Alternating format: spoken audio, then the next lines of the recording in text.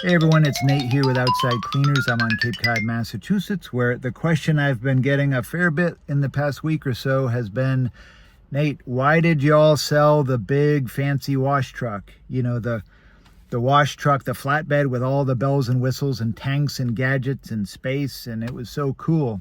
It was so cool. Why did we downsize to this little tag-along aluminum trailer that has room for like a couple buckets on it? Fair enough. I'm happy to walk you through my reasons. I'm happy to explain in detail. I'm assuming if you're watching this that you're in the cleaning industry and maybe this type of debate is of interest to you. So let me walk you through it. First of all, like everything I do, I didn't have just one reason for this change. I had a bunch of overlapping reasons. You got to understand that I've been cleaning full time for, almost 15 years at this point.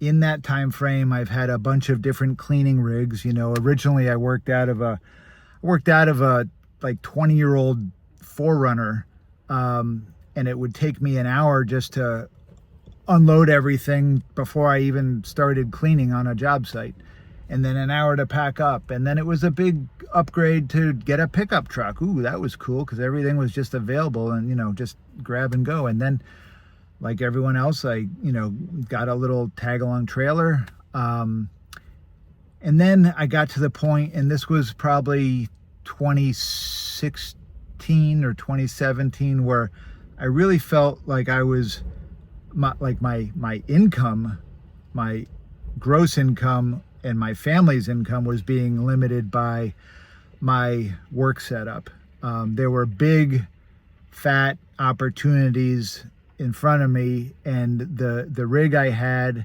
at the time really didn't support those big jobs.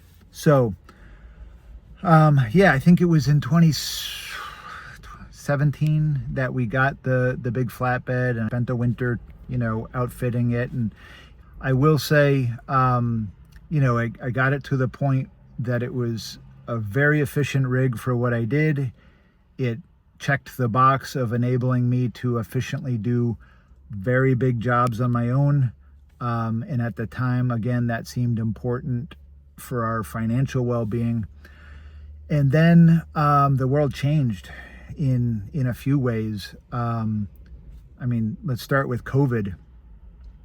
People moved here down to their second or third home or whatever. They moved here and they didn't leave.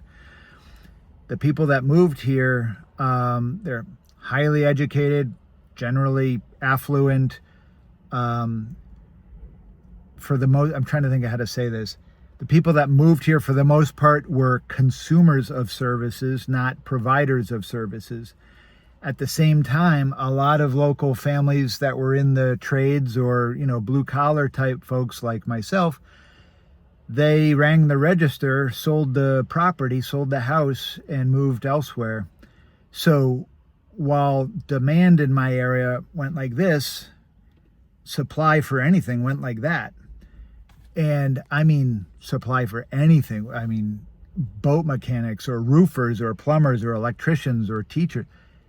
You name it, the supply situation is now not anywhere near keeping up with the demand. And that's why for any service or trade we see, throughout the season, we see, vehicles performing work, and, cars from New Jersey and New Hampshire, washing houses here, because it's like shooting fish in a barrel here. Yeah, the demand is that great. Couple other things changed. When I bought the big flatbed, one of the important things to me was to be able to carry a lot of water, because back then, people would be here for the season, and then they would leave. They'd go back to Florida in September, and they wouldn't come back until like April. So I would have a lot of work months that nobody was around, and I needed water. And what would often happen is that people would turn off the water to their house after they go back to Florida or Arizona or wherever they live. They'd turn off their water, and it'd be off until springtime when they got back, and I need water to clean. So it was important to carry a lot of water so I could I could clean decks, I could clean miles of fencing, I could wash lots of AZEC, I could clean trim. There's a lot of jobs that I couldn't do with the 600 or 700 gallons that I would carry, but there was a lot of jobs that I could do, and that seemed important in 2017. These days, that's all different, again, with people here and mostly staying here, and with the type of money that's come in, everybody has a house watcher. House watchers have house watchers. There's always somebody now available on short notice that can be called or texted to, come, and they're on contract, they're on call to just turn the water on. Okay. So, so those things have profoundly changed. The need for water, the supply situation, the demand situation. Now, anytime supply is limited and demand is unlimited, the prices that people are paying now and have paid for the last 5+ years, I would never have dreamt what people are paying for basic cleaning things. And it's been a little bit of a struggle to not feel bad. There's a lot of times when I'm still shaking my head, people are paying me how much to do this? But that's the reality of it. I was literally talking to somebody out in Truro who was paying a plumber from Plymouth to drive to Truro, taking a whole day to go out there to unclog a toilet. What do you think? What do you think they were getting charged for that? That it is what it is. Nobody's, volunteering here. I like everyone have to make a living. So I'm just riding the wave. So I guess what I'm trying to say is one of the big things that's changed is I don't need to do those great big jobs anymore. I can make a living on what I would consider small jobs, and maybe I'm doing 2, 3, 4 a day, but you string those together and you look back on the week and it's wow, I did great this week doing what I would consider a whole lot of small jobs. My new setup, my new little, what we call the cash piglet, it's ideally suited to do small jobs. I will say I've been very pleased by how capable it still is to do larger jobs. Am I deliberately seeking out the largest jobs? No. Am I happy to talk to people about it when they come my way? Sure, absolutely.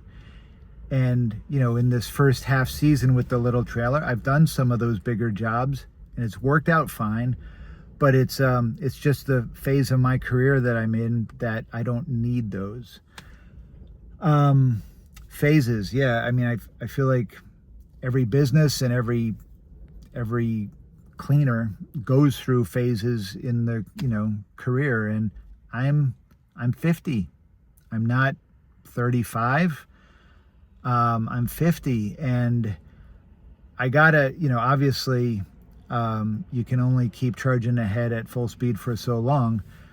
Knock on wood, everything, on my end is doing okay. But, and I've talked about this in other videos, my wife is chronically ill. So what that means is her health issues are complicated, vast, numerous, ongoing, and making sure I can be there with her and for her as she goes through this is a priority in my life. And that's another reason why I'm gravitating towards the smaller jobs right now and for the foreseeable future, because typically speaking, a homeowner in Harwich that's wanting their deck cleaned, they're going to be more flexible than a waterfront property owner in Osterville who wants their, $20 million mansion cleaned, generally speaking. So I've had to position myself so that I have maximum flexibility over my work schedule. And that's another reason I'm gravitating towards more smaller jobs. Aside from that, yeah, finances, the big truck, the big dogs need to eat a lot. They need to eat a lot. And, I'll say that the little cash piglet that's sitting in my driveway, it's completely paid for. I built it myself. Everything, nothing is owed. It doesn't owe me anything. It costs next to nothing to insure. I don't have to put it in a garage when it gets cold. Maintaining it is basically nothing. I go through, garage rental, insurance, special maintenance, special registration and DOT numbers, and all the things, all the line items that the big flatbed took. And I just, we've crossed those right out. They're all zeros now. And that saves, for my little business, about 20 grand a year in overhead. And keep in mind, I owned that truck outright. The 20 grand is not including, any sort of payment on it. So, for all of these reasons, downsizing into the little cash piglet made sense. It made sense for us at this time. I will say there was a time in my life, a time in my career that I worried a lot more about my, my image, the image that a customer would have of me when I pull up to their property. Woohoo! I'm over that. I'm long past it. I feel that, my history speaks for itself. Anyone who does the slightest bit of research knows who I am, knows what I'm about. So I'm not, look, the vehicle that I'm in right now I just met four homeowners today. This thing has 300,000 miles on it. It's 20 years old. I'm not trying to sell them on the truck I'm driving. All right. I had great conversations and I sold them on my knowledge of the topic. Yeah, downsides of the little rig. Obviously, I can't carry as much. I can't carry any, meaningful amount of water. I've got 100 gallons. I could clean some fences or something.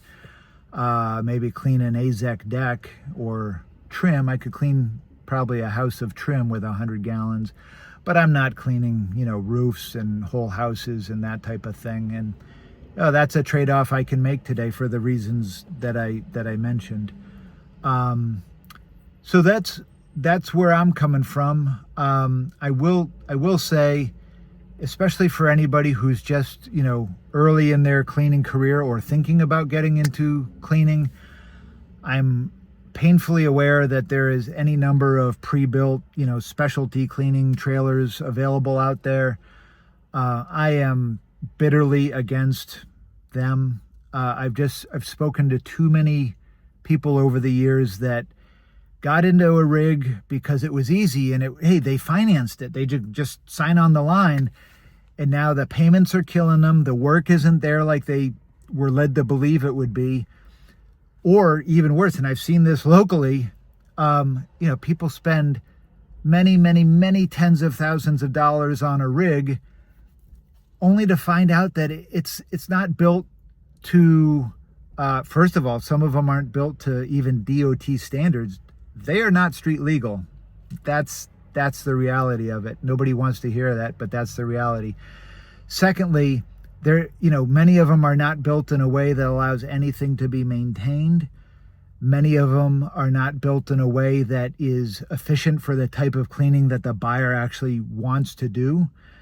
So I'm not saying it could never work out to buy a pre-made, purpose-built trailer. I am saying I don't know anybody who is successful in this business that is in my area that is doing a good job with something that they didn't have a heavy hand in the design and construction of.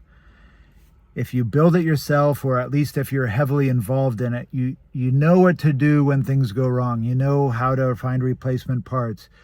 You know how to maintain it, and on and on and on. And there's just so many trailers out there for ungodly prices. And I see them all the time on, both on Facebook Marketplace and, these specialty shops. And I look at it and I just think, God help whoever is buying these things. Maybe I'm wrong. Maybe I'm old and maybe I'm obsolete, but that's the way I see it. So, yeah, that's why we sold our rig, our big rig, and that's why we downsized. And I have zero regrets, zero. First half season has been great, and there are some things I'm gonna look forward to probably tweaking a little bit, as is always the case with this type of thing. You know, new technology is continuing to come out and be introduced into the industry, and I'd be foolish to stick my head in the sand and ignore it. So I'm going to keep, seeing what's out there and seeing how it applies to what I do. Anyway, I hope that was of help or interest or informative to somebody, and hope you're well. Bye-bye.